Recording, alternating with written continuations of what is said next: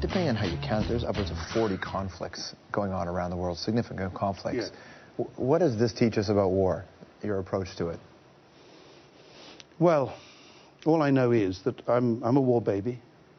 I grew up after the Second World War, and I lived in London, and I saw the result of war all around me. Yeah. I thought it was just buildings, first of all. We used to play in the bomb sites, in the best playgrounds you could possibly invent. Wonderful. And then, I suppose, 5 or 6, I began to realize that something had gone on. They called this war. Mm-hmm. My family would talk about it. And there was a photograph on the mantelpiece in our sitting room.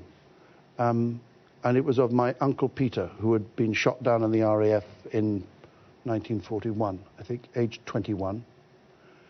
I didn't know him, but I could see that my mother was deeply wounded all her life.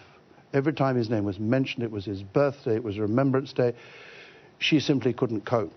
And then I realized that actually war doesn't just kill people and knock down buildings, it destroys those who live on afterwards, because she never really recovered. She went on grieving for her brother for the rest of her life. So now when I see on my television a bomb hitting some bridge in Iraq or Afghanistan and some lorry simply going up in smoke, I don't think, clever, clever.